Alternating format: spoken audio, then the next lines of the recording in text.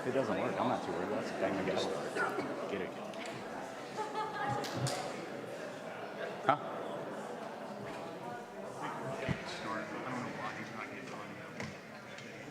I'm not worried about it. Let's just go ahead and shout it. I'm going with that. We good? Okay. Welcome, ladies and gentlemen, to the City of Farmers Branch regular City Council meeting. It is Tuesday, September 6, 2022. The time is 6:01 p.m. As always, we will begin with our invocation and pledge of allegiance, so if you will all stand.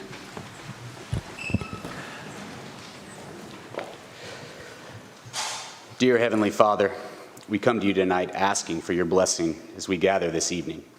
We pray for your guidance in the matters at hand and ask that you clearly show us the way to provide good governance for our community. We ask that you grant us all grace, patience, and prudence as we plan for our city, our residents, and our businesses. We ask all this in the name of Lord Jesus Christ. Amen. Amen. Join me in the Pledge of Allegiance. I pledge of allegiance to the flag of the United States of America and to the republic for which it stands, one nation, under God, indivisible, with liberty and justice for all. Now the Texas Pledge. Honor the Texas flag. I pledge allegiance to thee, Texas, one state, under God, one and indivisible.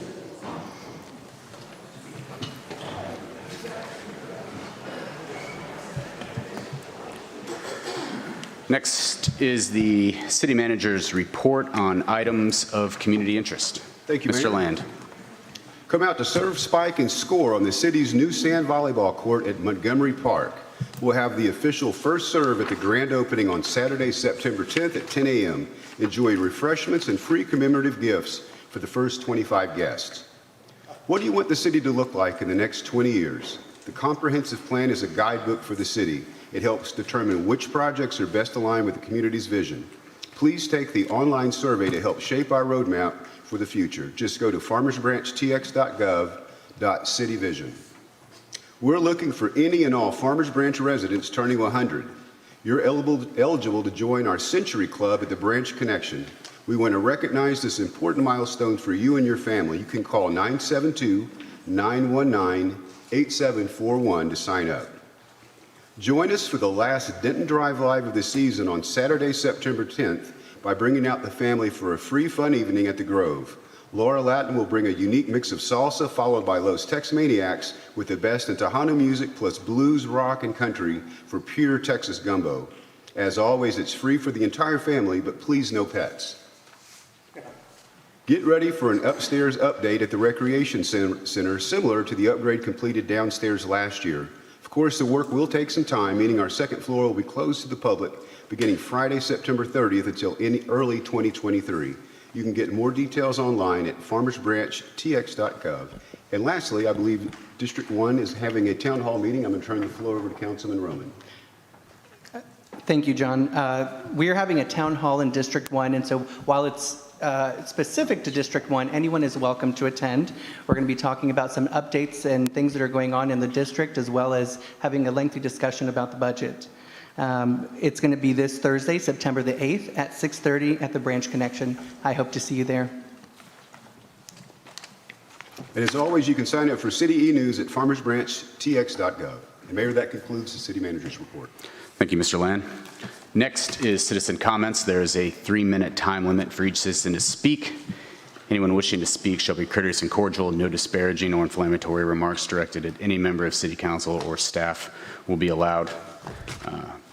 After the events of the council meeting last, tonight, as it relates to the budget and to citizen comments, please direct all comments towards the City Council. And if you need to have stronger words, you can direct them directly to me. No comments directed at staff, in my opinion, will be allowed tonight. So with that, we will start with Patricia Cresswell.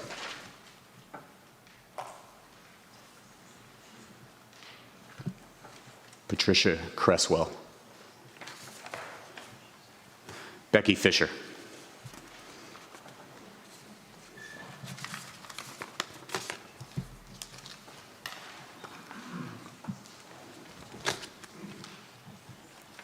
Evening, Council, Mayor. My name is Becky Fisher. I live at 13935 Stardust Lane. Microphone, can you pull it down a little? Thank you. Okay. Many years ago, we had a strong, robust code enforcement program in Farmers Branch. I'm very disappointed to say that's no longer the case. My biggest concern is the bulk items that constantly show up on the curb, furniture, mattresses, whatever, and many occur shortly after the monthly pickup. It's unsightly, and it makes the area look like a third world country. And I think too much time is given in the ordinance to correct the violation. Residents have several sources of information to know when the schedule is for bulk pickup, and many of them still don't comply. Many of the homes in my neighborhood have become rental properties, and my question is, how do renters receive information about the schedules? Is there a disconnect between the owner and the renters? I don't know what the solution might be. Maybe bulk pickup service twice a month would help. I appreciate the service, and I want to see it continue. However, we have some major issues that need to be resolved. My other area of concern is the amount of garage sales going on during the weekends. Some homes have made a business out of it. They set up several weekends in a row, and the ensuing traffic snarl is troublesome. And as we all know, the ordinance is for 2 a year. I personally detest seeing piles of clothing on a lawn rather than even on a table. This is not the image I want for Farmers Branch. On that note, I understand that code enforcement no longer works on Saturdays, so no one is addressing the problem. Years ago, the code officers had staggered shifts that ensured coverage on Saturdays. I'd like to see us move toward a more robust, get serious about code enforcement, and see if we can put some more funding, whatever, to this problem. And since our tax revenues seem to be healthy, we should have better resources to confront this. What we don't need is a $5 million new park. Thank you. Thank you very much. Next is Vicki Harrison.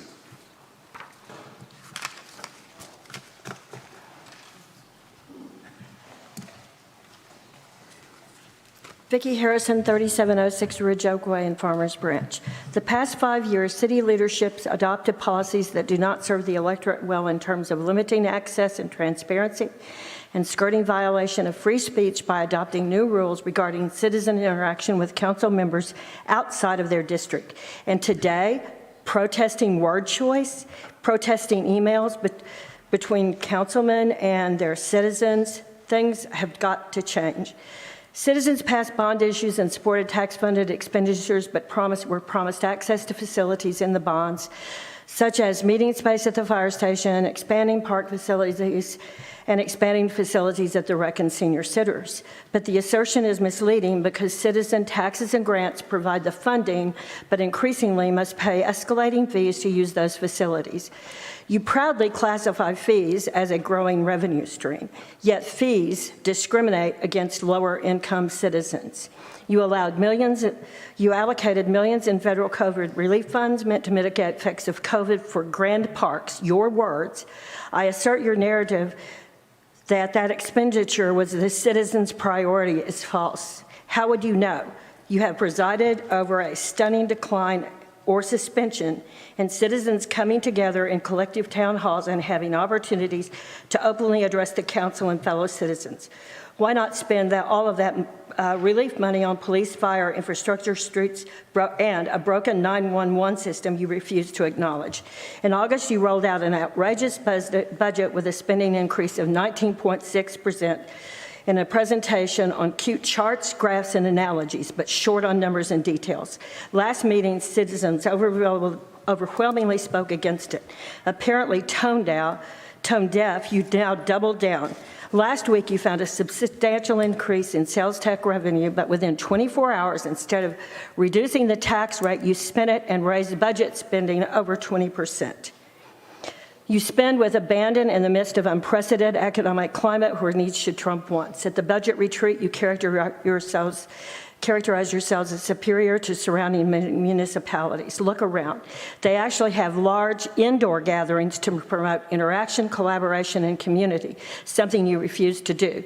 Their ethics policies demand elected officials serve all citizens, not just those in their district. That's the way it used to be here. With a tax rate reduction, taxes will still increase due to the increased property value assessments. Your attitude and actions demonstrate no regard for the residents' wishes. Looking at 10 surrounding cities, most are decreasing the tax rate, and unlike Farmers Branch, in the beginning of their document, they acknowledge the financial and economic strains on citizens, as well as the issues related to, can I read 2 more sentences? 2 more sentences. Are they related Dickens to or- the enormous increase in property values. At last citizen comments, residents complain they cannot contact council members but never hear back. Perhaps consider interacting with your constituents to know what they actually believe and what they need. Thank you very much for your time. Thank you. Next is Johannes Hilkema.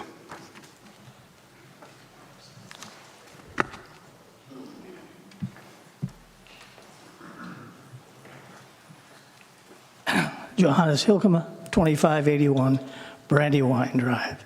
Don't you just love democracy? Last week, my wife and I, Tommy, and I think a lot of other people, we came away from this meeting last time very upset. And the reason we were upset is that, well, I'm going to read you what my wife would want me to read. Last council meeting, when the integrity of the finance director came under question for all the world to hear. God and everybody, TV. And I quote, "As to the truthfulness of the argument presented by the finance director," it's a question, isn't it? The speaker, and I'm not naming the speaker in the spirit. The speaker was addressing his concern about the proposal for the one-time water bill credit versus a tax decrease. He later stated, and I quote, that in implying so is misleading, irresponsible, and a total fabrication. This was said at this podium, directed at someone who is very special to this council and to the city. I checked with Ms. Sherelle Evans-Jones to inquire if the speaker had contacted her to discuss his concerns about the proposal in the budget. He had not. So to accuse her in public forum without having contacted her directly to discuss and clear up any misunderstanding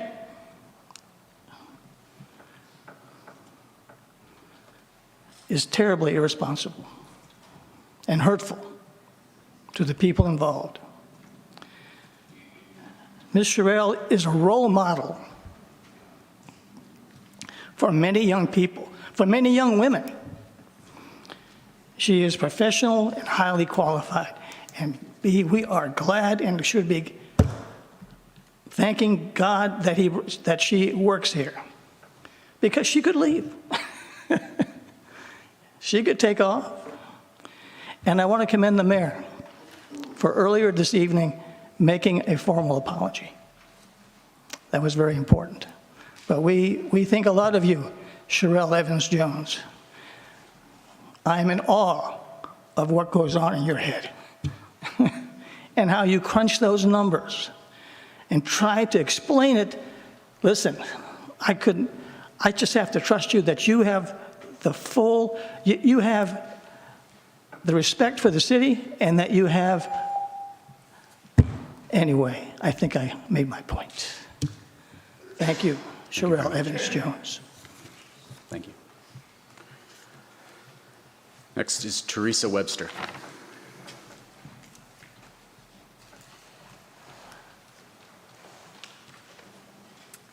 Hello, I'm Teresa Webster. I live at 2968 Selma Lane, and I'm on the Farmers Branch Historical Board.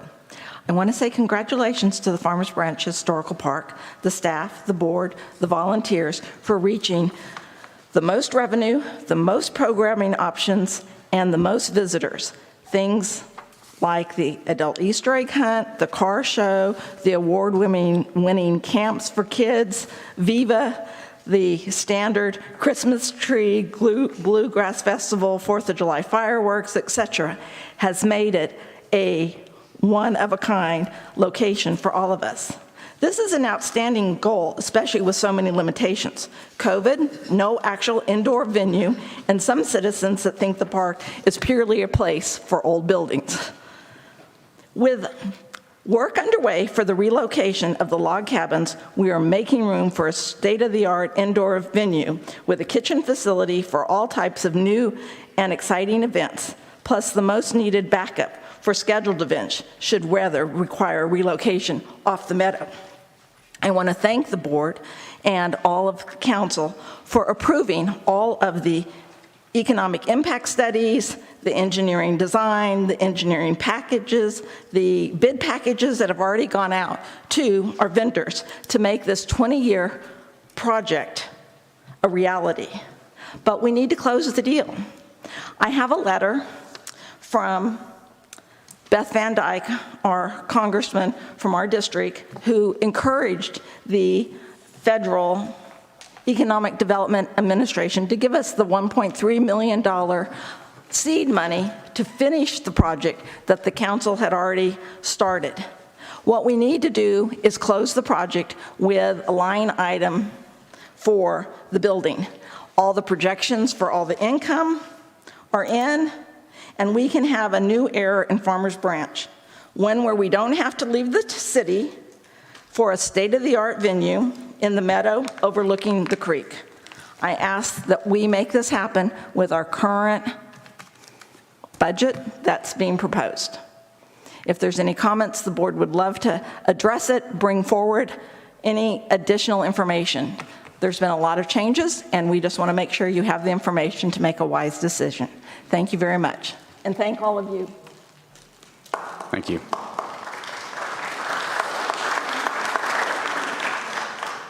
Next is Claire Connolly.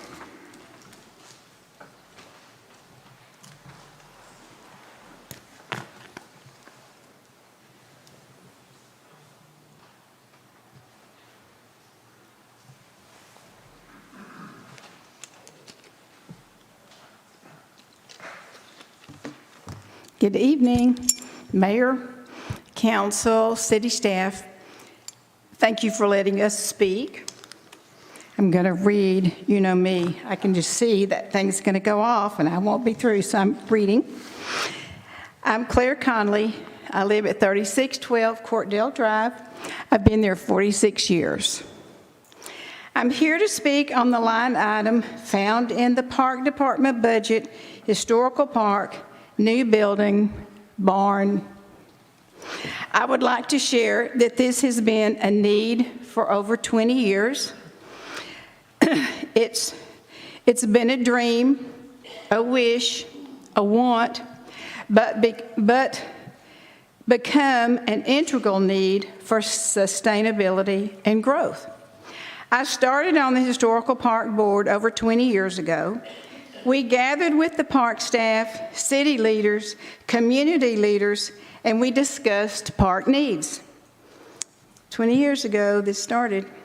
An architect came to visit the park. He listened to us, he gathered information, and he submitted our first rendering for the building. In 2004, the Friends of the Historical Park were established, and to support the park and its mission of education, hospitality.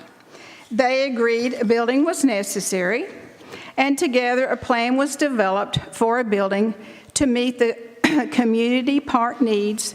We have worked both with the council, met every request that you have made, even raised $4 million, Teresa, $1 million with the grant. And there was money with the friends, and there's even money for an outdoor kitchen in the new building. Outdoor cooking. That's how we all cooked. It was outside in the first place. This building is needed as an enclosed, weatherproof space to hold more people comfortably than our existing structures for weddings, receptions, city events, community activities, and large educational opportunities. We even have a council person serving on the council now who agreed that the park was an appropriate venue for a family wedding, but it was not appropriate at this time to hold a large reception for a wedding, and that's what we keep hearing. This is not a knee-jerk request. It's been pending for decades, including hiring an architect, raising private funds, receiving a grant, working with can I finish? We even have historical people tagging and prepared to take down the log structures, and if that hadn't started, it's supposed to happen this week, in preparation for this building. It was a dream that became a need.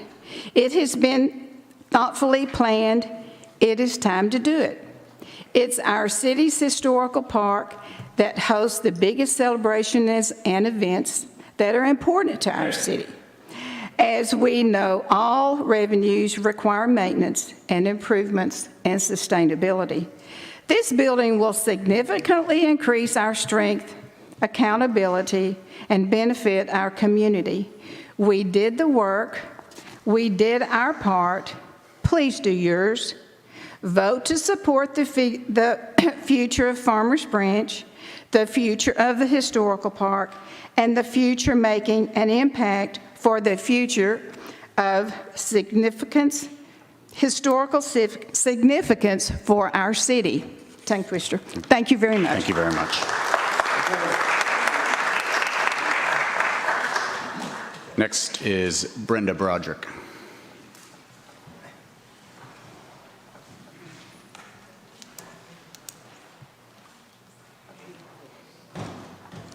Hello, my name is Brenda Broderick. I live at 13531 Rawhide, Mayor, City Council.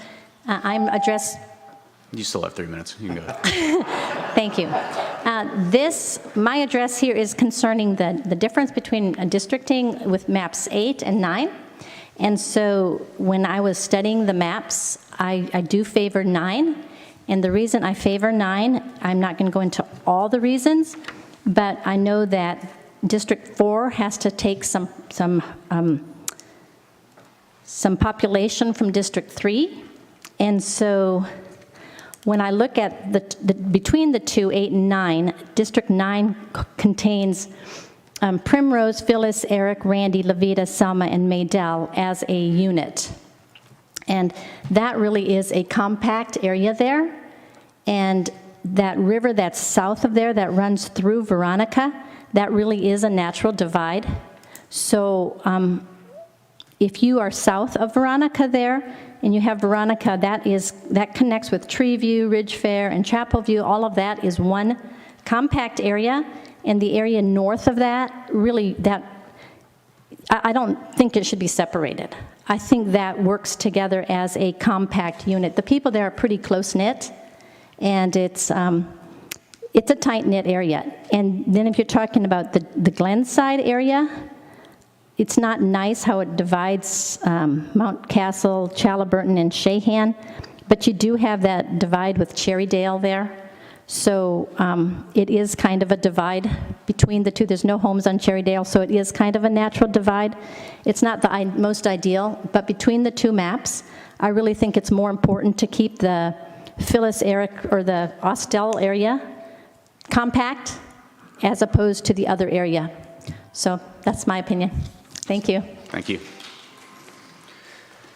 Next is Rick Johnson.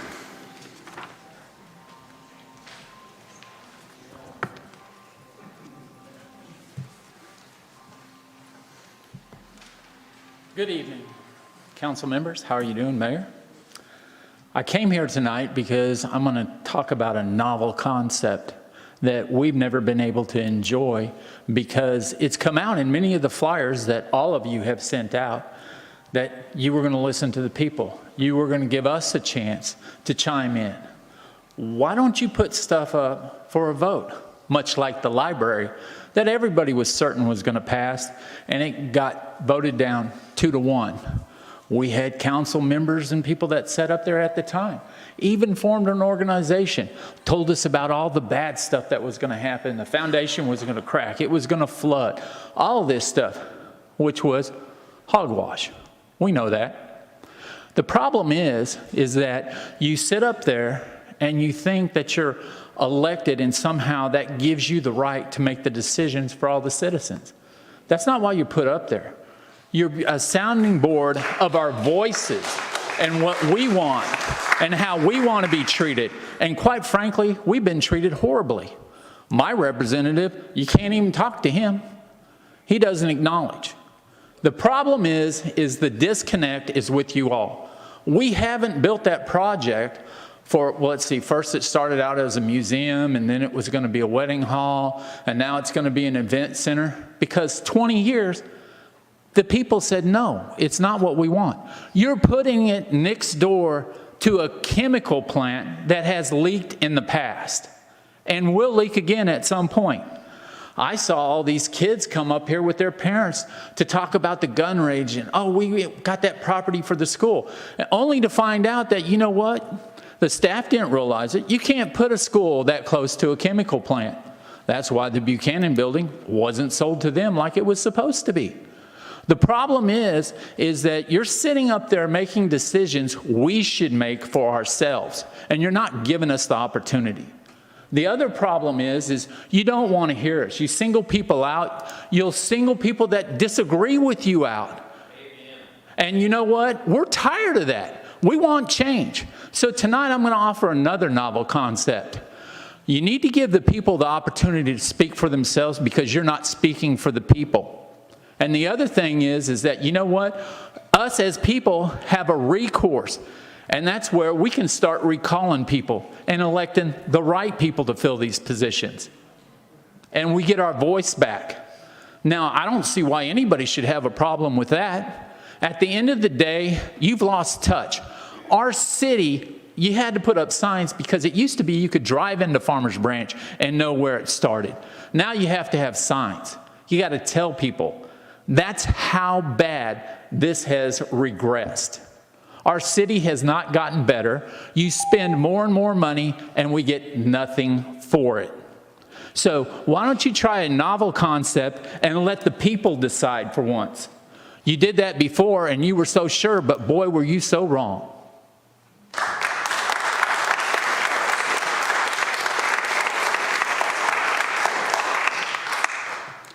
Next up is James Lockridge.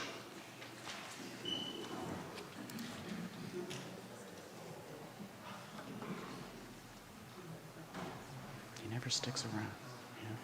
Yeah. James Lockridge, 11771 Meyer Vista. Guys, it's going to be hard to follow this guy, but I'm in 100% agreement. You better hurry, Heath. You know, I'm going to be honest as I can. Y'all have literally disgraced this city to a degree that people are frustrated. People are woke up. I've been 8 months fighting with every city council member, present and past. Nothing has got done. Nothing has helped. It's ridiculous and it's crazy. You're lucky I'm not running for mayor, because I guarantee you I'd clean house.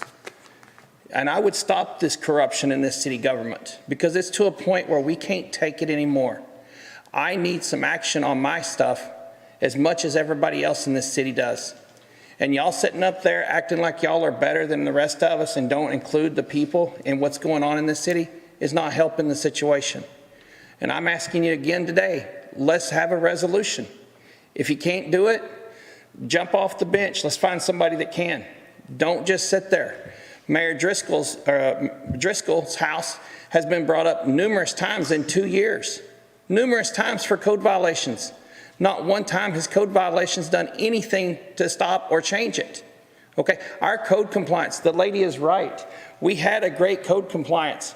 I've been here since 1994. I have farmed pretty much about 50% of this city since 1994. I have watched code compliance since we've hired one guy go to hell in a handbasket. It's ridiculous. It's crazy the way the city has turned and went the other direction from what Farmers Branch was in 1994. It's gone downhill, and it's going to continue to go downhill, guys. We don't know how to fix it because y'all don't listen to the people. The people are awake today, and the people want answers. We don't need parks. We don't need all this stuff that y'all want. Get back to what the city needs, not everything else. And I'm asking you one more time, let's have a resolution. Mayor Dye, don't make promises to me. John Lamb, you shouldn't be doing code compliance jobs. I shouldn't have to come to you with a code compliance problem at all. I shouldn't have to.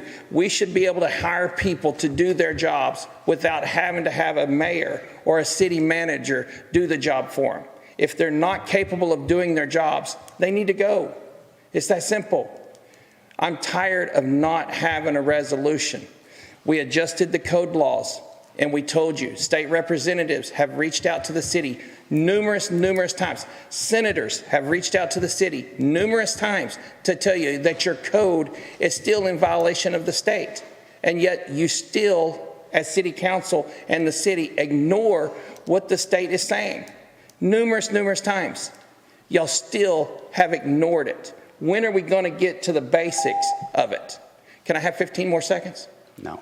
Of course not, because I am the one that you don't want to listen to. But you will give it to somebody who has something good to say. How many times have we met? 2, 3 now. Yeah. 3. And we reached resolutions. 3 and no, we haven't. We'll keep coming back. We'll see you in 2 3 and 8 weeks. months. Do something. Yeah, okay. Do something. Next up is David Silver.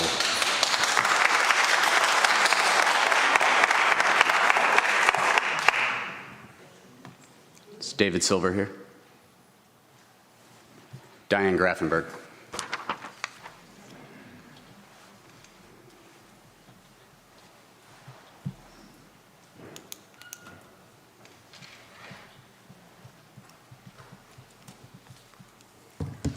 My name is Diane Grafenberg. I'm at 13656 Janwood Lane in Farmers Branch.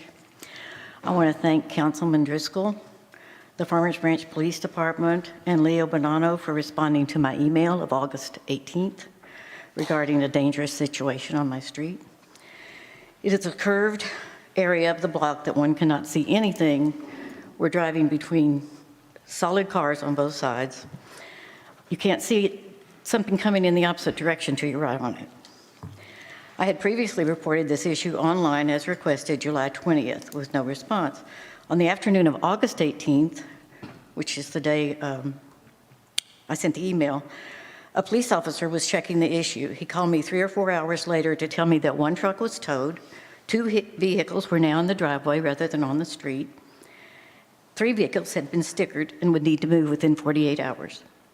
1 car is still on the street, the sticker has been removed, the tire is still flat, and the car has not moved.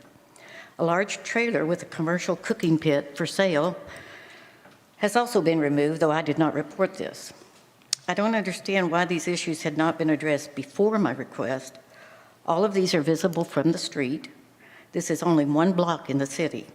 There are so many streets that are just as bad or worse with cars parked on them. I would like some of our tax dollars to go for improving current citizens' problems, which will increase current citizens' problems. Thank you. Thank you very much. Next is Alexander Segal, or Alex.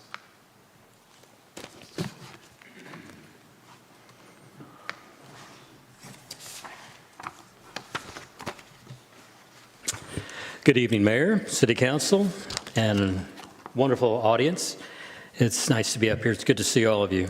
Number one, I want to say on behalf of the Farmers Branch Chamber of Commerce, I'm representing now the Board of Directors. I want to say thank you for a relationship that we've had with you. We look forward to growing in the future. And also want to say a double thank you to our police department and our fire department and citizens. You already know it. If you ever have to deal with them, they respond very quickly, and very efficiently. We've had to deal with them at church as well as at work, and they've kept us safe. But overall,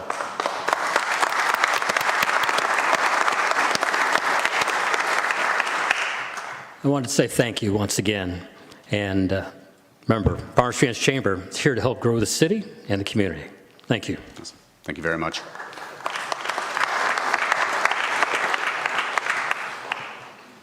That concludes our citizen comments. I know many of y'all have signed up to speak, but you will all get an opportunity at the public hearing because that is the item that y'all suggested. So I just don't want to have any confusion out there if I'm just overlooking some people. So, oh, I said that concludes citizen comments, but many of y'all have signed up to speak under the public hearing. It's a little later. I just want you to know that I've reserved all of your papers for that time. I didn't want you to think that you were getting skipped or missed. So just wanted to make that clear. Next, we're moving on to our consent agenda. Do I have a motion? Mayor, I make a motion that we approve the consent agenda as presented. I have a motion by Councilmember Merritt. Second. Second by Councilmember Jackson. Is there any more discussion? Seeing none, I ask you all to mark your vote at this time.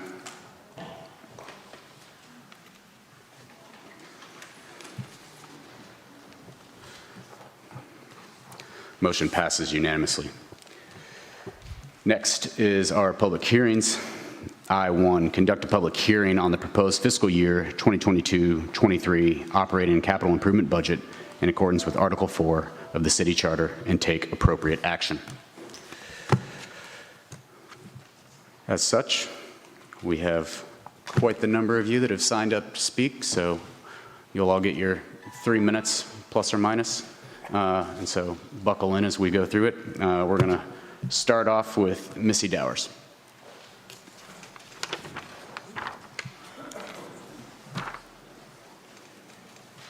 Good evening. My name is Missy Dewars at 14223 Coral Harbor Circle. I was born and raised here in Farmers Branch, and I grew up going to the historical park for many events, especially the Girl Scout Day Camp in the park. I'm currently on this historical board. This is my 3rd year. The board has been working on an event museum center for the last several years. Long time, actually, after I've heard from other people speaking. $350,000 was approved by the council. We've been granted $1.3 million by the EDA to help cost the center. Just wanted to make sure that you realize that this money will go away if we do not use it. Plus, if we don't use it, it could prevent the city from ever obtaining any federal grants in the future. I personally have spent a lot of money at my daughter's own wedding, so I know how much it cost, and I would have preferred to spend it here in my own backyard, and I know others would too.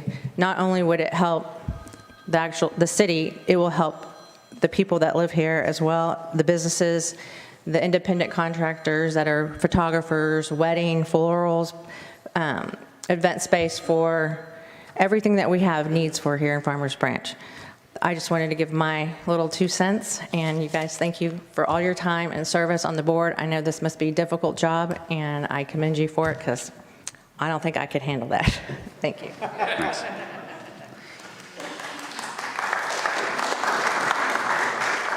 Next up is Johannes Hilkema.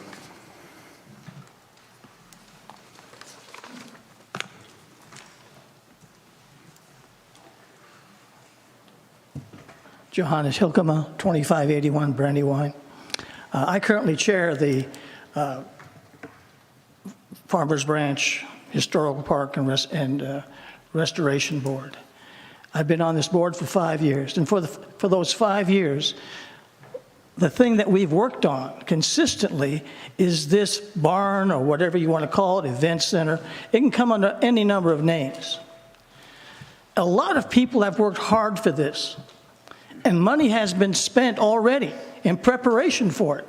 So if you're going to kick this can down the road, you need to rethink that. Don't kick the barn down the road another year when costs are up. We have the money, we have the will, we have the property, we have the renderings, we have everything we need to put this thing up. It would have happened 2 years ago. Everything was approved, and then COVID came along. So don't kick it down the road. Make it happen. In fact, you made an agreement that it would happen. And I'm going to hold you guys who've told me that, I'm going to hold that fire under your feet. I'm going to not let you forget that you told me in a board meeting, I support this barn. I don't want to hear about business plans that you don't like or dislike. Business plans can be worked on. The business plan was all fine 2 years ago. The only thing that's changed is inflation. You need to adjust for that. The business plan worked 2 years ago. You voted for it 2 years ago. You supported it. We've done everything we're supposed to do as a board. We meet, we work, we contribute. Now it's your turn. And believe me, I love all of you guys. I don't have any negative comments to make about council members. God bless you. I don't think anyone means to be mean. And I hope the people who were clapping in response to some of that negative talk need to rethink what they were doing. Thank you. Thank you very much. Next is Randy DiBernardo.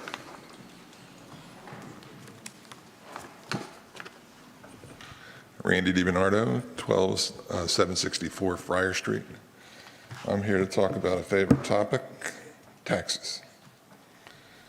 I think it's great that we have a surplus, but I don't think it's wise to raise the tax rate because we have a surplus. So I have a question for you. If we had a budget deficit, would you raise our water and sewer bill to cover it? It's not a rhetorical question, right? So I think you're playing a shell game with the tax rate and the water and sewer. And I don't think it's right. And I didn't appreciate coming down here tonight to tell you that. I shouldn't have to. Like many behind me, I'm assuming many behind me feel the same way. We have a surplus. Let's be responsible.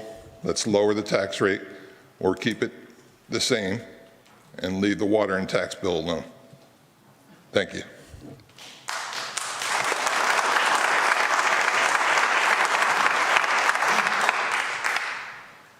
Next is Catherine Seams.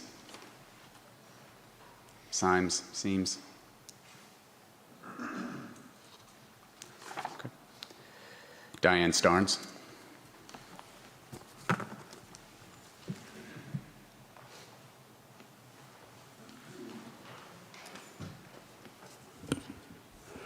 Good evening, and thank you for letting me come and speak tonight. I'm not a professional speaker or anything. I'm just a Farmers Branch citizen. I've lived in Farmers Branch for about 32 years. I'm at 3444 Chaparral Street. And I want to address the council tonight about the budget. There are several items in the budget that are a big concern for me. And the first thing is I am for a 5% tax reduction. And I think that would be appropriate instead of having the water bill adjusted. I don't think that's right to be adjusting the water bill to give homeowners, and I have 5 rental properties in Farmers Branch, and those people will be getting the advantage and not me. Another thing on the budget is giving the businesses a rebate. I'm for that. Businesses would invest in their plant. They could invest in equipment, hire more employees, and reinvest in their business. I don't think it's fair to cut them off from a rebate. Also, let me skip over to my other page here. I'm for raising the first responder salary. I think we have to be competitive, and we want to keep our city safe. I'm against staff raises.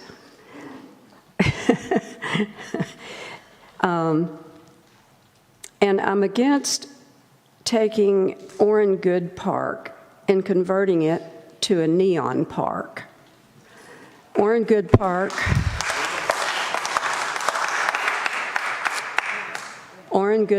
has been updated. It serves a purpose. My son, grandsons have used it, and I don't want to see it changed. I'm against funding altogether Metro Crest services. I was shocked to find out that our city is donating, I don't know how much, but to Metro Crest services. And they want $230,000 more than what we've been giving them. Metro Crest Services is very important to the city, and to the residents. But this should be a personal choice, giving to a charity. Thank you. Thank you very much. Next is Mary Rogers.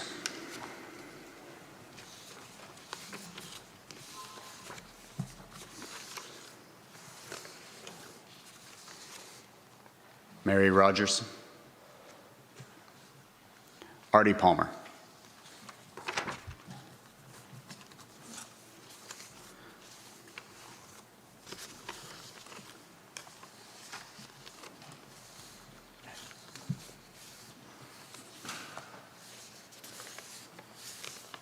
Mayor, Councilman, Artie Palmer, 3325 Scarlet Oak Court, Farmers Branch. I'm just here to say I support and request that the City Council lower my city tax rate. Thank you very much. Thank you.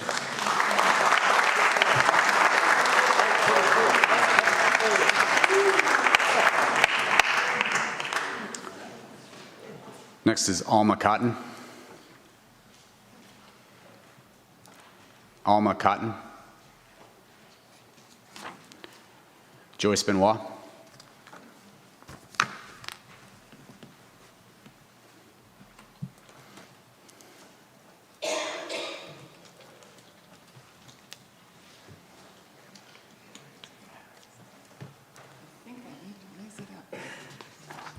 Joyce Benoit, 3412 Gatwick Place. I'm here because the only fair way to treat everybody is to give a tax rate reduction. I've listened to all the different ideas you've proposed, and they're not fair. Renters, as one lady has said, gets nothing. Her renter gets the benefit. I think if we're going to do that, we need to lower everybody's tax rate reduction. So, I work on the Appraisal Review Board for Dallas County, and I hear protests all the time.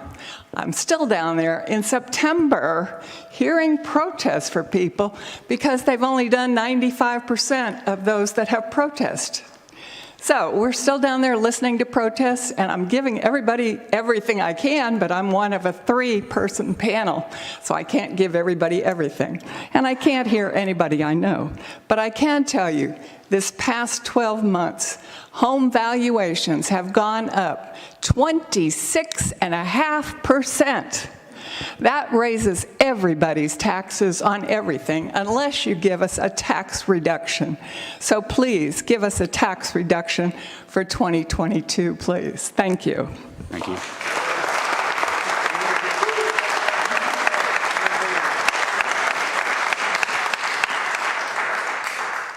Next is Kevin Caldwell.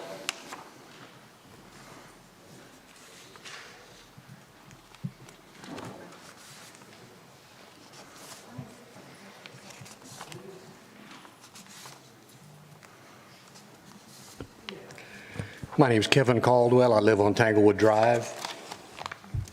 My wife and I are on our second home here in Farmers Branch, and we love it. Most recently, we took advantage of the demo rebuild program. What a wonderful program to increase the tax base for a wonderful city. I'd like to commend the Economic Development Group for what they've done in Farmers Branch for bringing in businesses that are coming in with enthusiasm and bringing people with them, increasing tax base. What both of those groups have in common is they're owners of property in Farmers Branch. Owners of properties in Farmers Branch. I'm an active door knocker for better government in both local and county government. And it's been a surprise to me recently how many people are hurting in Farmers Branch. In fact, they're hurting so much, they're not even able to be here this evening to represent themselves. All of you participate in representative government. If you're not listening to your people, you're not doing what your obligation requires you to do. Mr. Dye, your treatment of that gentleman back there that resides under that cowboy hat was unprofessional, uncalled for, and unacceptable.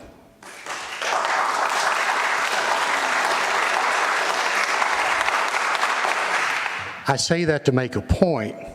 Initially, before I understood how people were hurting, I thought it was a lack of listening and compassion from this group up here. But I'm becoming to feel, and this is my opinion, it'll be different for everyone. I think there's a level of arrogance on this board that needs to change.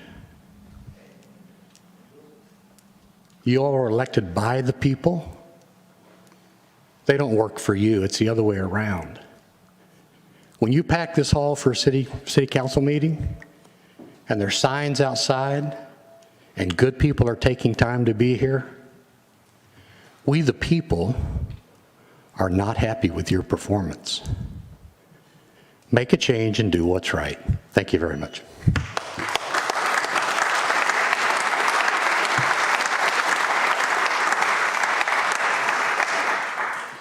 Next is James Lockridge.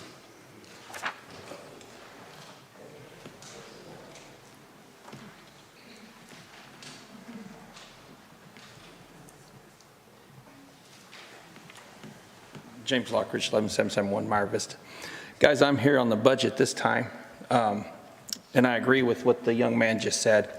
I don't agree with a tax rate. I do agree with the tax cut, and I think that the people of Farmers Branch are hurting. I don't know a lot about city budget, but I do know that you can't keep covering it up. You've got to come to a solution to help the people. And there's a lot of people in Farmers Branch that are hurting, not just from listening to this man talk, but from visiting with people across Farmers Branch. The taxes are out of control, and we're just adding more and more to our budget. We need to start focusing more on the police department, the fire department, and what's going to help the citizens and the residents in Farmers Branch. And right now, I don't think we're doing that. I think what we're doing is covering up stuff so that we can pull the wool over the residents' eyes again. And at this point, we need to find a resolution to help these people. We have a packed house. I've been here for 8 months. This is the most people that I've seen at a city council meeting in Farmers Branch. That should tell y'all right there that this budget that y'all have is not acceptable by the people or the residents of Farmers Branch. And they're looking for a change. Ever since COVID, I've traveled across the state of Texas, and I have watched the people in every city wake up. They're tired of being pushed around. Y'all work for the residents, not the other way around. And I think it's time that the residents stand up. And I see it tonight. I've seen it at other city council meetings in other cities. The people are awake. They're not walking in their house and closing the blinds. So I'm asking you right now, before we start changing the budgets and start trying to cover up numbers with other numbers and changing and pushing something over here and pushing something over there, that we all get back to the basics of life and figure out what it is that the people want, the people need, and what's going to help the residents of Farmers Branch. Thank you. Thank you.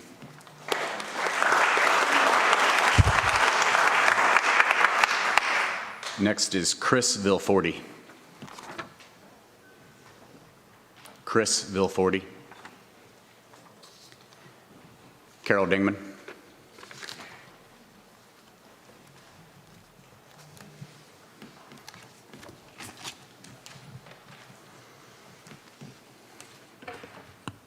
Mayor and Council, I'm Carol Dingman, 13223 Glad Acres Drive. I'm here tonight to support the barn in the historical park. In 1621, Robert Burton coined the phrase, penny wise and pound foolish. This means being careful about small amounts of money, but not about large amounts. It's used mainly to describe something that is done to save a small amount of money now, but will cost a large amount of money in the future. For instance, the plans to cut funding are penny wise and pound foolish. This phrase may not apply in every case, but I believe it definitely applies when people ask to eliminate the funding for the event barn at the historical park. Let's look at the facts. A plan to have a museum event space has been under consideration since 2003. Friends of the Historical Park have fundraised for the building over the years. The planning and research for the space, which became a barn, was seriously considered since 2015. The City Council approved initial work on preliminary costs, location, revenue feasibility, and tourism benefits before the pandemic. Almost $500,000 has been spent for plans, environmental studies, site work, grant preparation, etc. Bidding is underway and bids appear to be within cost estimates. Literally, thousands of hours of staff and volunteer time has been spent on this project. City councils have discussed and studied this project many times since about 2018. The city received a $1.4 million economic development and tourist federal grant for the project. The 150-page grant was written by a grant writing firm. Letters of support for the grant included 8 Farmers Branch businesses and Congresswoman Beth Van Dyne. If the city doesn't use this grant as intended, the prospects for getting future funding for anything will be slim and none. Well, there we go. The barn was studied, discussed, and vetted, not once, not twice, but innumerable times by innumerable people and entities. Cutting the funding for the barn at this point might be penny wise, but it foolishly affects the city's economic development, tourism, its revenue stream, and funding alternatives in the future. That's a lot of pound foolish. And I would like the people who support this position to raise their hand. Thank you. Thank you. Thank you. Next is Al Solis.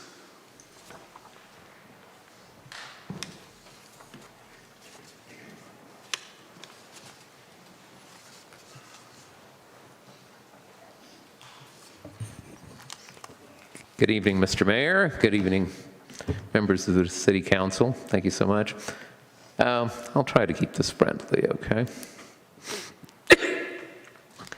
I moved here back in 1988 with my wife. We've been living here almost 35 years. It's a wonderful community, and it's, quite frankly, it's gotten better since we moved here.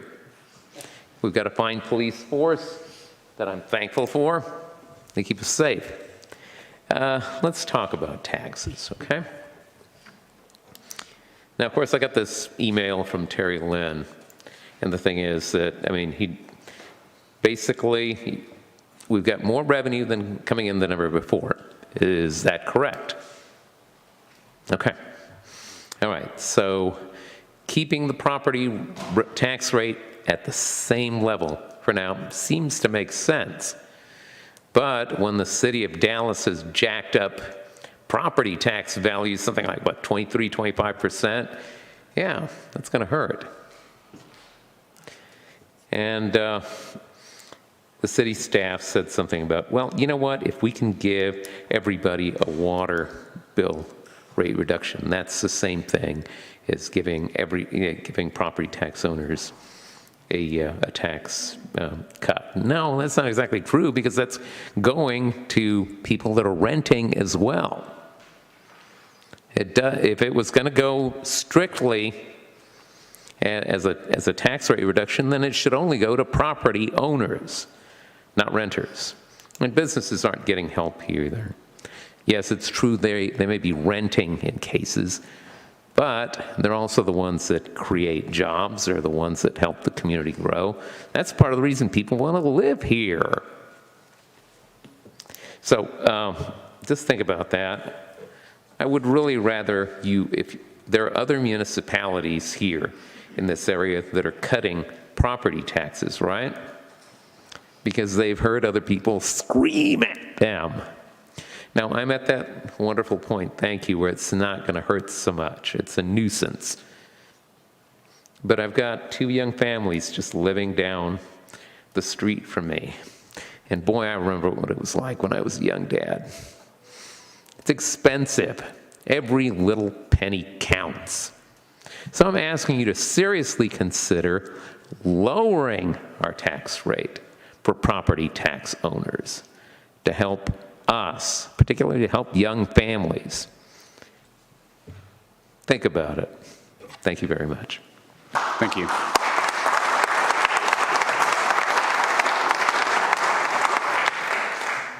Next is Brenda Broderick.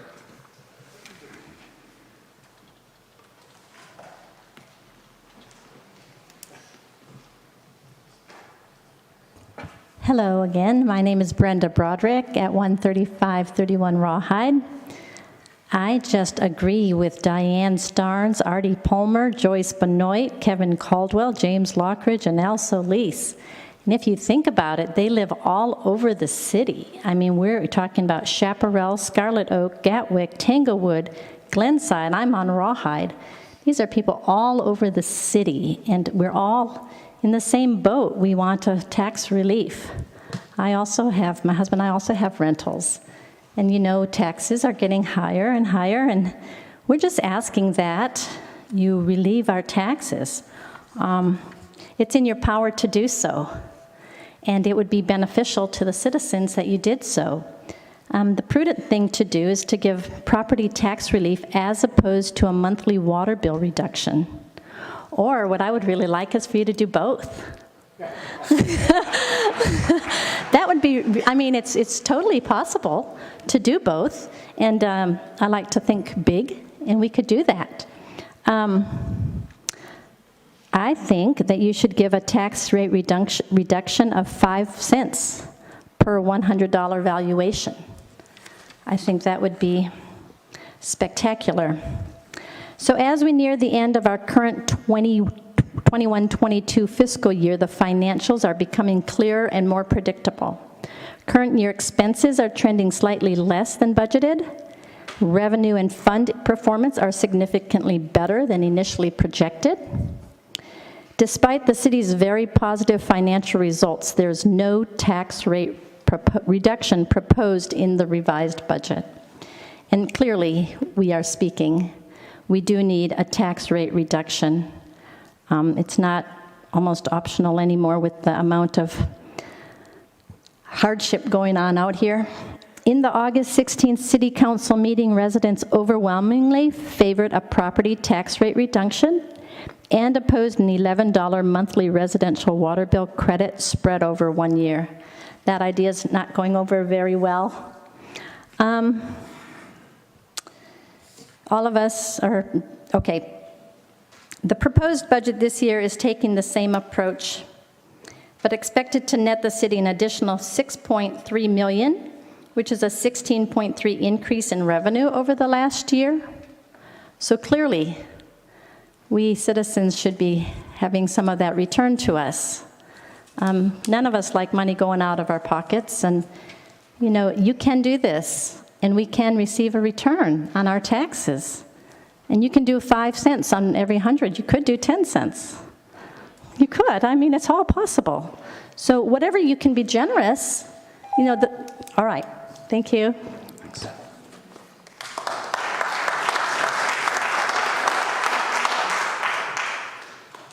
Next is Todd Warren.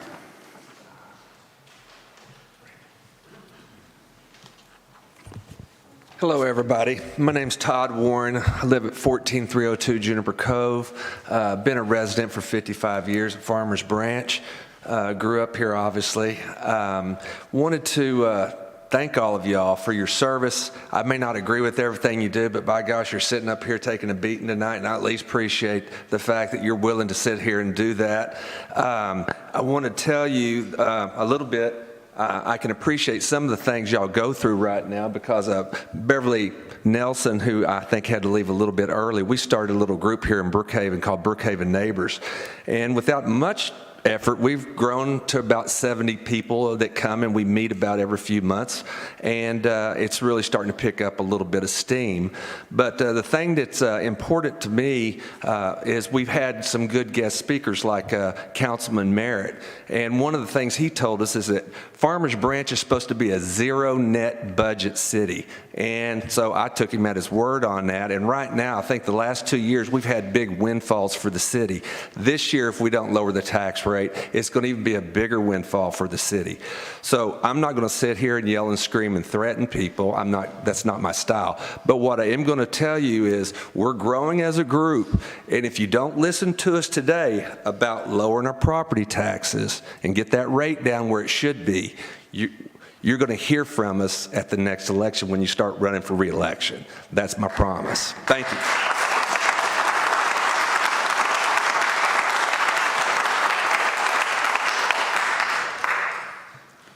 Next is Valerie Hinton.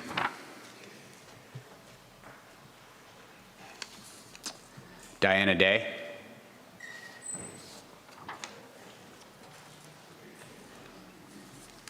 Good evening. My name is Diana Day, 3656 Courtdale. I'm going to talk about the taxes, but I'm going to talk about it from a different perspective. Mortgage payments.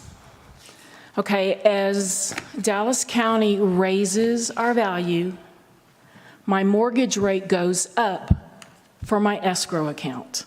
My monthly mortgage payment has gone up for the last 3 years in a row. The estimated $11 per month credit on my water bill isn't going to make any difference. Additionally, I listened this afternoon, I didn't quite understand the math behind it, the calculation. Y'all say residential averages 97, I think that's what you said, $97 a month.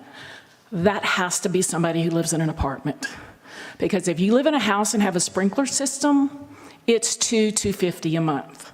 So even when I'm reducing to 2 days a week instead of 3 days. Even in the drought, I'm letting my grass die because of the water bill. So is that a flat $11 per month for everyone, no matter what their bill was? Or is it actually a rate reduction where maybe I get $20 a month? So the math to me, the way it was explained, it doesn't work. But even that doesn't counteract my mortgage payment. I oppose any, now, okay, I'm going to change this. The barn thing, I didn't know about all of this. So I'm kind of new to the city. I've only lived here about 5 years. So I'm not going to oppose the barn thing that there's money for and a grant for. But I oppose any discretionary spending of any kind that's just a nice to have, a wish list, your personal agenda. I work in the construction industry. Material costs are through the roof if you can get them. There are delays still on so many things. Our trades, and we build big houses, our trades cannot keep people. They are tripling their payroll budgets just to retain quality people, and still every job we've had since COVID is overrun late because of material and then labor costs. Okay, I'm like the other lady. Until I started reading this on the third topic, I was surprised that y'all use our tax dollars to go to a charity. That's my choice if I give to a charity or not. To sow that you want to increase it just because you've got the money, I don't agree with that. Finally, like everybody else, One of the things I absolutely love about living in the city is our police and our fire. So take care of them. Thank you.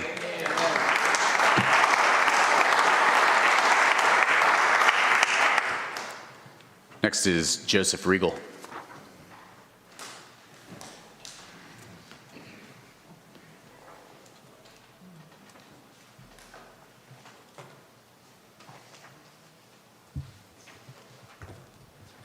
Going to wait until those get passed around.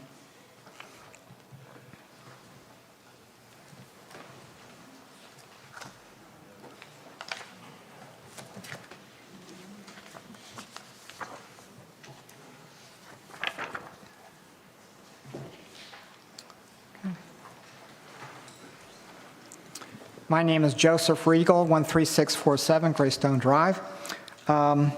Sherelle, people are looking at your budget online. My wife and I are two of those people. And the number of, you've got the pages. The first one's proposed fiscal year 2022-23 budget details general fund operating expenditures are approximately 6.31 million greater than the 2021-22 amended budget. Skip over the third page. I have these out of order, but the third page, actually, I found those two numbers, subtracted the two, and came up with the 3.7, or 6.314,320. Then on the second page, if you go back to that, I'm taking the current operating fund budget for this coming fiscal year of that 76, I think it's 78 million. Taking 20% of that, we're at 15,679,280. Now, if you skip over the fourth page, the fund balances, the budget meets all multi-year financial objectives approved by the City Council. The current financial management policy notes that the city will maintain an unassigned fund balance to be used for unanticipated emergencies and needs of approximately 15% to 20% of the operating budget of the general fund. I'm all in favor of emergency funds. The next paragraph, this budget estimates that the general fund balance will be approximately $18.3 million at the end of the fiscal year. Well, $18.3 million is 23.3% of the operating fund, which is $2.6 million above the ceiling. Also, with a more realistic scenario of approximately $19.3 million. That's 24%, 24.6% of the operating fund, or $3.6 million above the ceiling. Now, people before me have been talking about tax relief. When I came to the 3 o'clock study session, I was all in favor of a tax rate decrease. And then John Land spoke up about a tax rebate. That would give us tax relief. It keeps the tax rate at 58.9, but gives us tax relief, and it gives it for everybody, not just the residential, but also commercial. And if you can imagine a commercial owner, they receive a check in the mail for their portion of this $2.6 million. And maybe they're thinking of building another, buying another rental or apartment building or something like that, and they don't know where they're going to do that. Then they get this amount of money in the mail, and boy, that stops them very fast. I'm running out of time. The next page talks about establish and maintain effective internal controls. I don't know whether it was probably an oversight, but we do have a surplus there above the general fund balance. Can I? 10 seconds. Thank you. Proposal for next year is maybe, Sherelle, don't freak out, but to have three budgets, 58.9, 56.4, and 53.9, and they'll allow us to vote on them. I know that's unheard of. Who would ever do that? We would receive national attention for the city doing that. Think of the publicity that we would get. Thank you very much.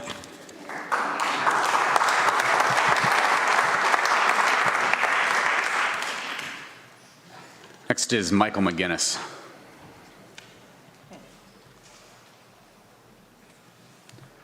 Lori Palmer. Lori Palmer, I'm at 3746 Ridge Oak Wake, and I'll keep it short and sweet. You got a surplus, you got hurting people, you need to give them a tax cut and let them save their money and stop spending. So that's it.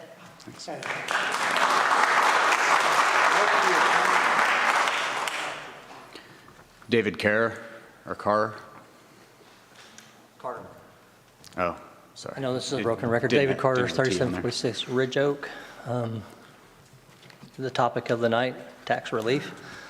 I think we have a 26.5 million surplus. There's no sense in raising the taxes as high as they are to increase that surplus. Secondly, MetroCrest, great organization, love them, they do some great things.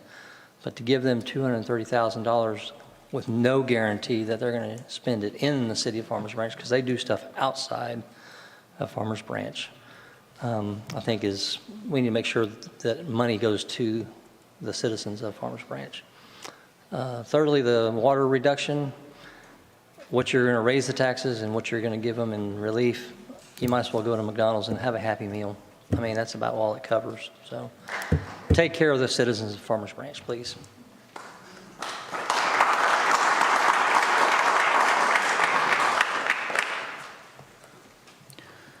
Next is Chris Flower.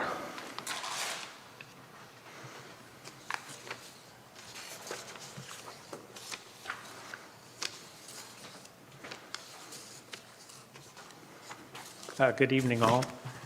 I'm here tonight just to express some of my thoughts about the budget and how it relates to the water base reduction. You know, I've been here 32 years, and at this time, I'm pretty sensitive to the water utility charges here in the city. Ever since I saw some increases beginning around 2017, I began tracking my consumption and charges on Excel. And it's confusing to understand the rate schedule or how the bill is calculated. And I would suggest the city start including this information on the monthly statements. The rate schedule currently is not on the monthly statement or invoice that I receive at the house. Basically, there's 3 line items. There's water, sewer, stormwater. And then that's divided, and then you have the consumption per 1,000 gallon units.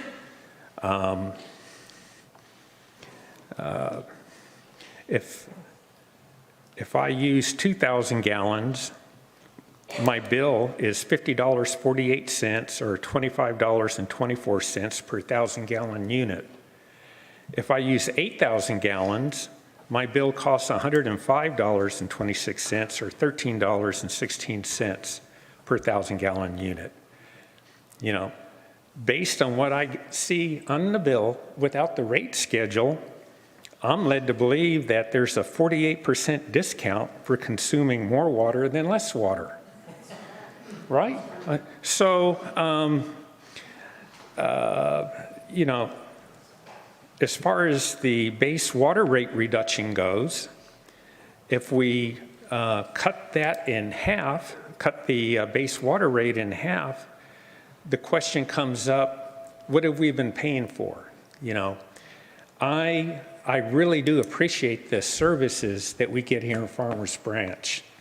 Going back to the winter of 21 in February when we had Wintergeddon, the city managed to keep everything running. The city of Austin could not, you know, so I think that we need to protect the services that are important to us. And as far as the budget goes, I'm just going to leave it in your hands as far as, you know, all the services that are important. I think it's, you know, we appreciate everything. Thank you. Thank you very much. Next is Harold Froelich.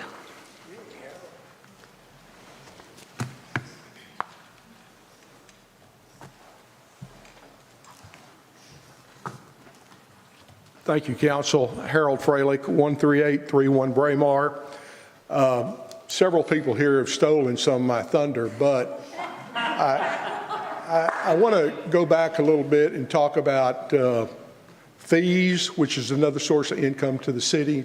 2018-2019 budget, fees for electrical, plumbing, tap fees were severely increased in this city. And as far as I'm concerned, our services have gone down from that point, services like code enforcement. One of the things when we look at and we talk about taxes is the tax rate has obviously stayed just about the same. Maybe it's gone down a fraction, but the valuations in our homes have gone up and up and up, and our citizens have been paying more in taxes. Our fees have gone up, and when I was in here last meeting, I talked about a 5-cent tax decrease and suggested a tool for you guys to use several weeks ago.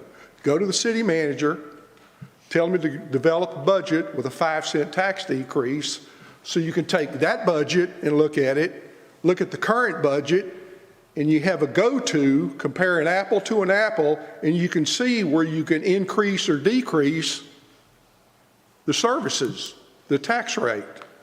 Because what the city has been doing for years and years, they're overcharging all of us.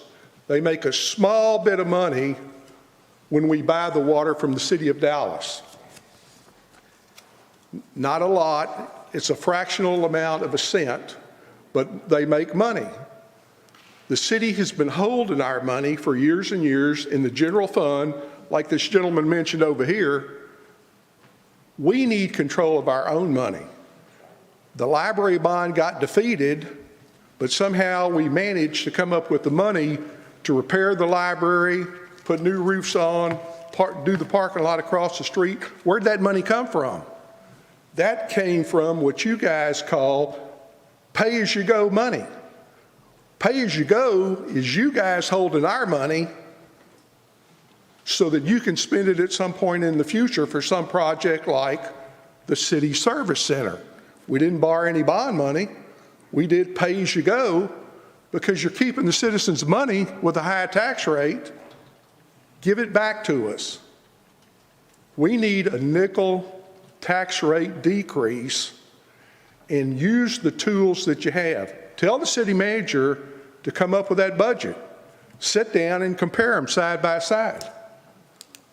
That's not rocket science. That's what you do with your home budget.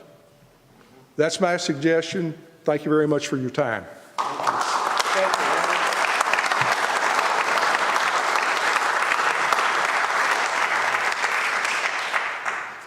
Ellen Thielen.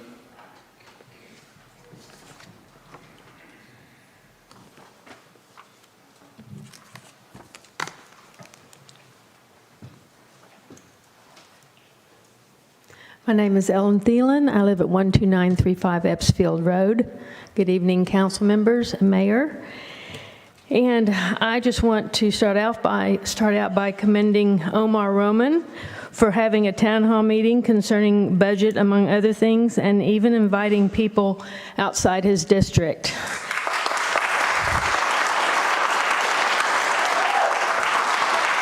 I would love to have that opportunity with my city councilwoman, but I've never ever heard from her. So my question tonight is rhetorical. First I just want to start out by saying anybody that's come up here with a cowboy hat on, I agree with everything they say. Okay. Okay, so, and I'm really not going to belabor the point because it's been said better by the succinct statements by Joyce Benoit, Artie Palmer, and this young lady right here. We really need a rate reduction.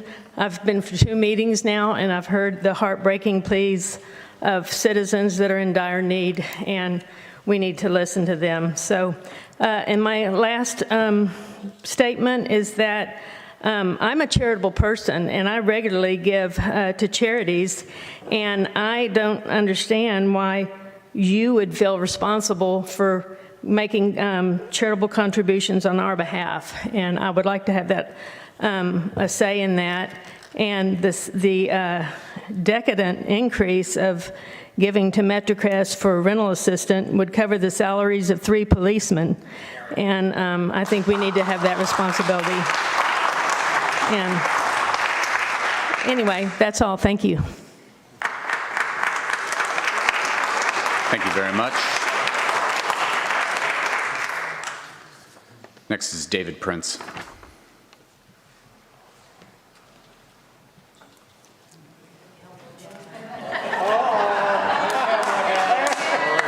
Sorry. Good evening. Congratulations on your promotion, John. My name's David Prince. I live at 9579 Crown Meadow in Frisco, Texas, but I have a business here for 5 years now at 14400 Midway Road. When I opened the business, I was a little bit shocked by my water bill. My home bill is only about 25% less than my city water bill here in Farmers Branch, and it's about 200%, 110% more for the fees that I pay here. It's business. I know you have to buy your water from someplace else. So, but one thing I'm kind of concerned about on the tax rate that y'all are talking about, cutting tax rate is not easy, especially for you guys. I mean, it's evident that it gets to the heart of people's pocketbooks. And I understand leaving it the same if your reserves were so not outrageous with your own policies.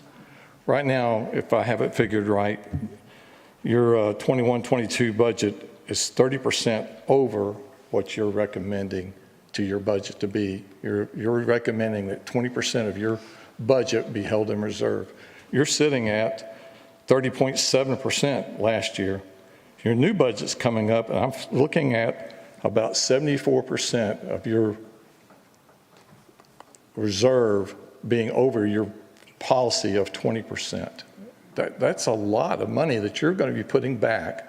Now, this is before the, what they call it, special expenditures. I tried reading the budget. I'm sure you all I have, but it's a little bit hard for me to understand what special expenditures are.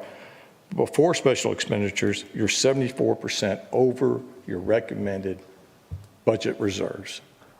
I don't understand that. You're not in the business for saving money. You're in the business of managing your city's, your taxpayers' funds. With that kind of reserve, I don't see how in the world that you can possibly not cut city taxes. It just doesn't make sense to me. But that's what they pay y'all the big bucks for. Before I forget, I do want to thank each and every one of y'all for sacrificing your personal time to come up here and serve. This isn't an easy job. It was the most rewarding job I ever had when I was on council at Frisco, but it's not easy. And I want to thank you for doing that, being away from your family like this. The last thing I'd like to say is charity should come from the hearts of men, not off the backs of taxpayers.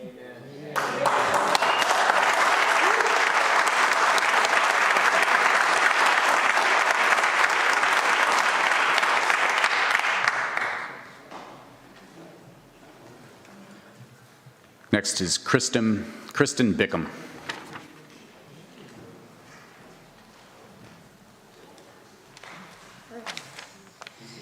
My name is Kristen Bickham. Our address is 3746 Rajoke Way. We oppose any property tax increase, and the tax rate should be adjusted downward in order to zero out any appraisal increase. I'd like to share some economic history of America to put in context how much Americans are suffering today and why the city should hold steady or even reduce the property tax burden on us. When this country was founded, the U.S. Constitution assessed a head tax on each American citizen. There was no Marxist graduated taxation as we have today. At America's founding, Americans realized that if God was only asking for a 10% tithe, the government should not require more than 10% of our income in tax so as to not usurp God's sovereignty. After World War II, America was the global economic engine, generating approximately 50% of the world's GDP, exporting globally and growing the American middle class's standard of living. In 1971, America left the gold standard and the government money printing operation began. In 1973, inflation went parabolic and began to decimate the American middle class. Also in 1973, Americans first experienced a decline in inflation-adjusted real household incomes and standard of living, largely due to that negative trade balance. Around 1975, America first ceased to have a positive trade balance, extracting wealth out of American households and sending it to foreign nations. Today, a website called shadowstats.com shows real American unemployment at 35% and real inflation at 17%.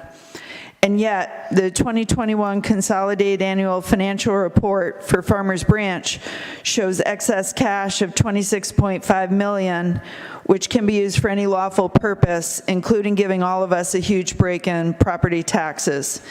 In short, we are getting decimated financially, we Americans, and have been for decades. And in the midst of all of this, Farmers Branch wants to increase our property taxes despite the excess cash of $26.5 million on the balance sheet. It is unconscionable.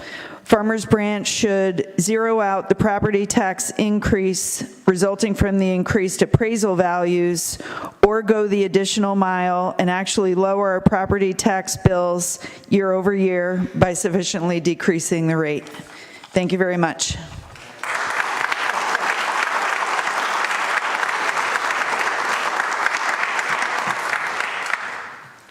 Next is Sammy Bickham.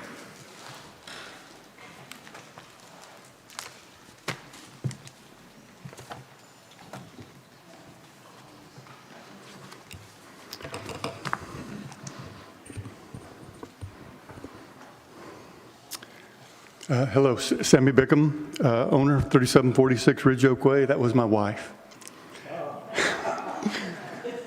Greetings and God's good blessings to each of you, councilmen and councilwoman. May you be endowed by our Creator and God with even greater insight of how you lead and guide the city, and with increased sight and hearing to understand our city in fresh new ways. Running a city is a very complex issue, and there are many things that are part of your life every day as you try to figure out long-term, short-term, balanced budget, long-term debt, short-term debt. So it's what I'm saying to you is really an appeal, not some simple allegorical statement of why can't you figure something out because I'm going to lay out some simple something in front of you. I'm appealing to you to hear Yertle the Turtle from Dr. Seuss's book. If you're not familiar, go to Mansky. They got a copy. It's a great read. Max Planck would appreciate it. Quantum physics would appreciate it. Teenagers could appreciate it. Your children could appreciate it. And all the people in this room, we can appreciate it. There's an unprecedented burden in our country and in our city right now, and you're hearing it. And that's what my appeal is about. It mainly boils down to the tax increase that you're talking about, but there's an unprecedented burden that I see around me that I feel that you want to get ahead of as city fathers. We have a perfect storm that's brewing in so many different ways, and I know your budget takes into account a hiccup where you got 15 or 20% in your budget built in.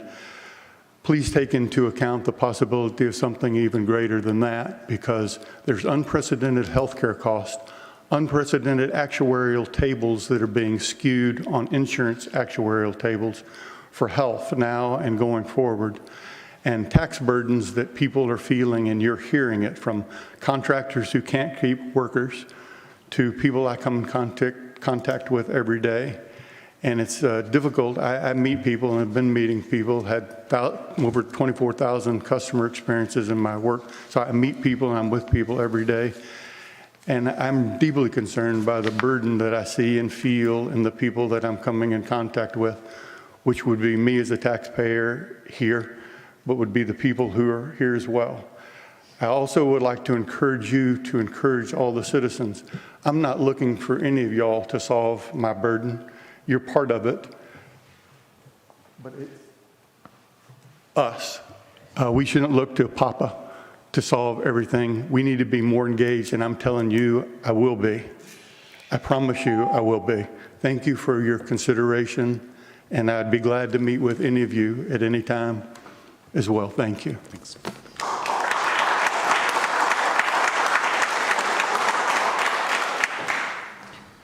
Next is Pat Edmonston.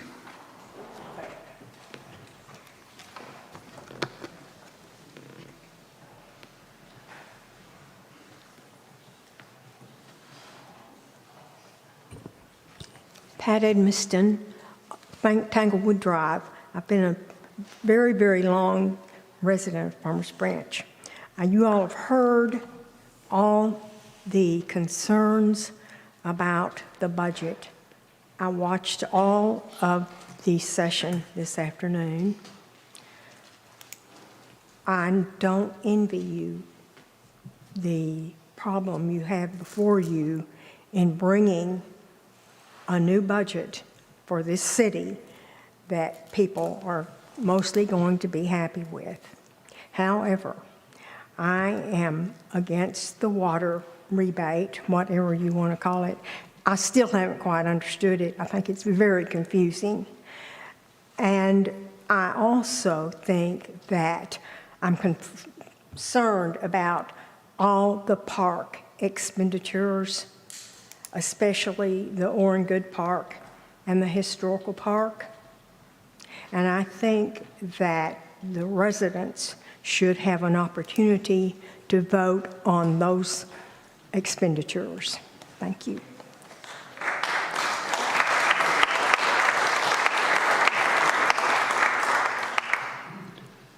Next is Ross Bumpus.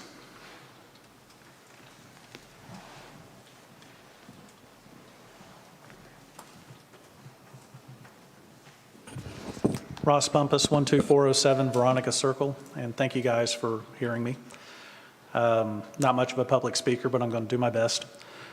The tax credit, or the water bill credit that's out there, I'm not in favor of that, because in the end, you look at that and it's a one-year, one-and-done kind of thing. What I'd rather see you do is do the 5% tax decrease, or more. I think that we could do more. We have a great surplus, but one of the things that everybody needs to look at is what's their budget and what is that budget really costing us? And we look at expenditures. We all get happy when we see shiny objects and things of that nature, and we want it and we go for it. But one of the things that people soon forget is what's the upkeep cost on that stuff? What is the reoccurring? How much more staff do we need to have? How much more money goes out on that on a continuing basis? And at some point, it just doesn't become sustainable anymore. So what I would say is take a look at your budgets very heavily and look at what are wants, what are needs. Every household has to do that. Every business has to do it. My business, I quit leasing QuickBooks software and bought it because I got tired of that reoccurring hit every single month. So take a look in all of your stuff, whether it be parks, whether it be new construction, whatever it may be, and look at how can we truly make the most with the least and give back to the people the money that they're paying in taxes. 5 cents, 7 cents, 50 to 70 cents, perfect. I would love to see that. And I've been a resident here for 25 years. Love the city. I came here for a lot of different reasons, and a lot of those reasons are still around. We have incredible streets, police force, medical staff, second to none. All those things are wonderful. Parks are beautiful. But sometimes we look at the parks and we could sit there and say, okay, the park is gorgeous, but we have annuals. Should we maybe have put in perennials so that we're not coming back on reoccurring costs again and again and again? We did the streets right, so we're not going to have to come back again and again. Let's take a look at the budgets. Let's examine each and every part of it and see where we are on that. The other thing is charity, as they're talking about with MetroCrest. I think I should choose where my charitable donations go. I happened to give my dad a kidney a long time ago. I'd rather see my money go there. So let the citizens decide those things. One last thing, if you go ahead with the tax cut, now you're going to have to live within that budget in the future, so we just don't have runaway expenditures year after year after year. It keeps you in a little narrower budget that you would have to work within. That helps keep the government from growing out of control. Thanks.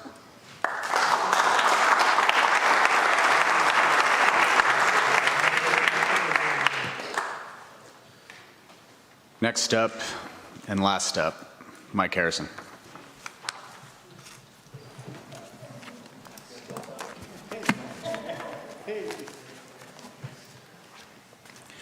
Mike Harrison, 3706 Ridge Oak Way, Farmers Branch, 75244. Mr. Mayor, City Council, two of you admitted at a previous meeting that you want to maintain the current tax rate because of SB 2, an initiative passed by a state legislature to prevent councils like yourselves raising property taxes above 3.5% in a year, as you may want more money in the next 2 years. You also misrepresented that you can't. It's just that you need voter approval. A 1-year water credit, which citizens spoke against, does not equate to a tax rate reduction that carries forward. We're not stupid. You talk out of both sides. You made mention earlier of coming expenses for water and sewer, so don't give back the water credit rebate as a spade and switch on taxes. Then there's the additional $2 million that was found last week. Before the ink was even dried on the email, funds are already totally spent on projects. In a free country, money belongs to the people who earn it. The most fundamental reason to cut taxes is an understanding that wealth just doesn't happen. It has to be produced. Private individuals and businesses use money more efficiently than any other government entity. You do not find too many $600 hammers or insolvent retirement programs in the private sector. High taxes discourage work and investment. Elected officials should keep their promises. As a candidate, everyone sitting on the stage here promised to reduce taxes, cut taxes, and reduce spending. Now, as elected council members, you need to keep that promise. All of us are in difficult times with the current economic slowdown. Food and gas, supplies, if you can even find them, all have been raised exponentially. The last thing our citizens need or want is a larger tax bill. Just because we have monies in the coffers does not mean we have to spend every single dollar we have. I beseech the City Council to reconsider the current budget and to look again to see what reductions can be made or projects that can either be pushed into the next year or eliminated for another time. Thank you very much. Thank you.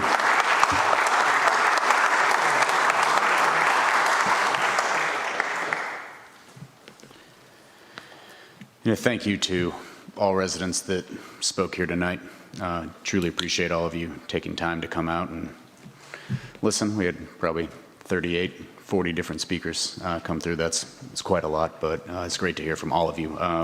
Before I get into comments, questions, discussion from council, I want you all to know that during the study session, we had a lot of talk about a lot of the very points that you brought up here this evening, things that need to be reconsidered, objectives that we've tasked staff to come back with and propose under different light and different ways that we might be able to accomplish some of these goals, the very goals that you guys outlined and stressed here tonight to each of us. And so just so you're all aware, next Tuesday on September 13th, the plan is to come back into these chambers and have another round of discussion about the budget. We've also earmarked a second date, assuming that we have not been able to come to a consensus at that point. Our overall goal is to make sure that whatever budget we come forward with on September 20th is one that, not only do we feel is a good budget to present to you all as residents, and to our businesses, and to everyone in our community, but also a budget that,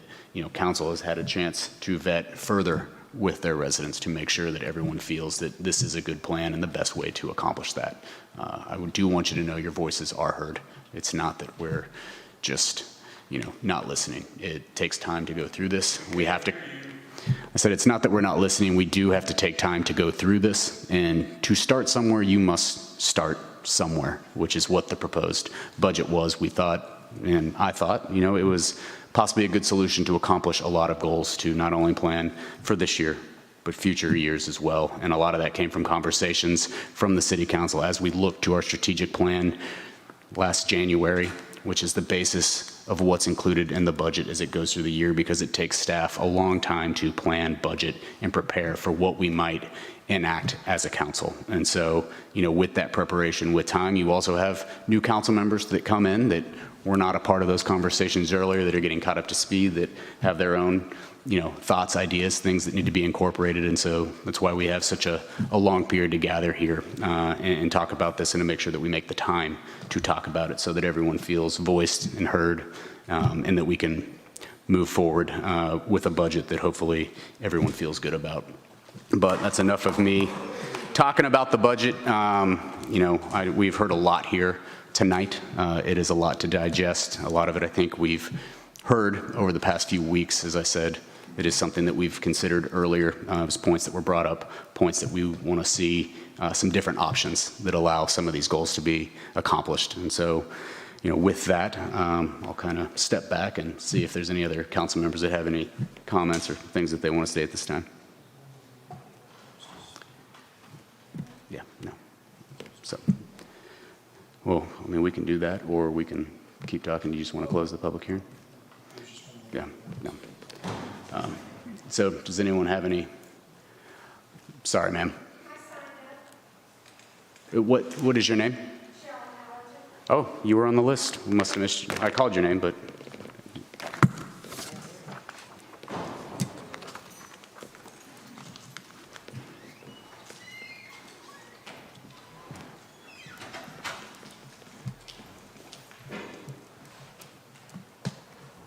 Council, my name is Cheryl Howerton. I live at 3657 Morningstar Circle.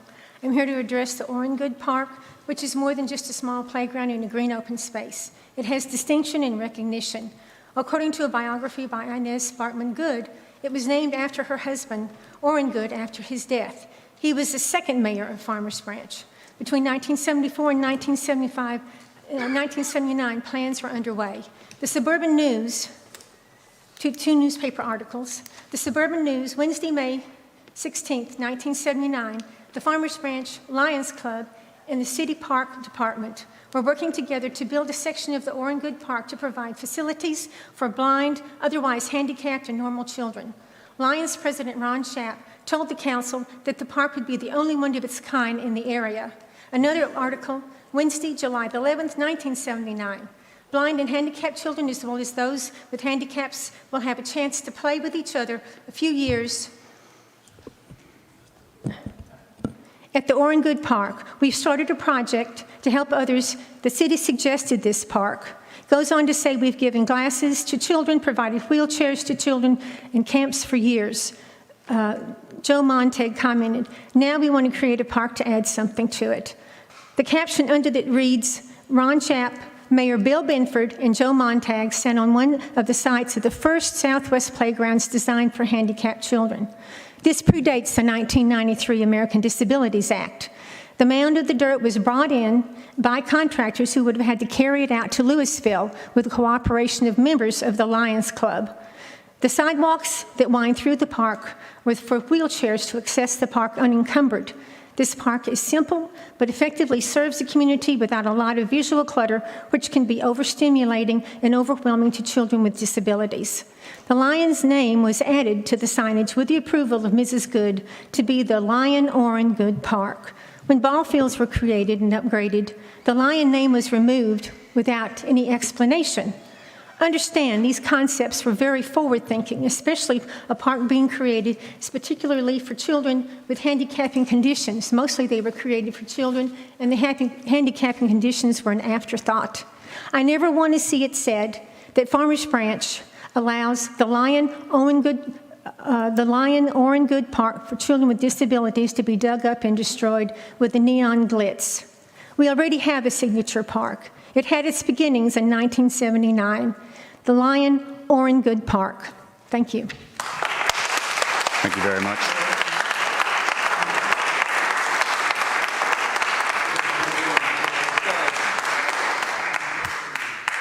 Okay. Does anyone have any comments or questions at this time?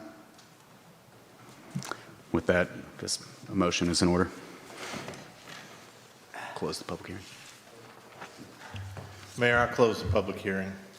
I have a motion by Councilmember Merritt, Second. second by Councilmember Jackson. Is there any more discussion? Seeing none, I'll ask you all to mark your vote at this time.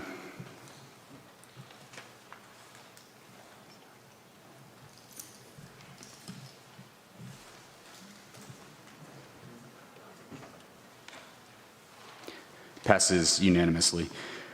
Next, take action at a result of the closed executive session. That was handled during our consent agenda as we addressed the judge for our judicial system.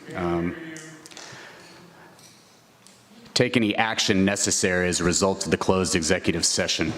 We took that under the consent agenda, which was related to the judge in our judicial system at the courts here in Farmers Branch. With that, I am going to recess the meeting so that we can adjourn back upstairs to finish executive session. The time is 7:51.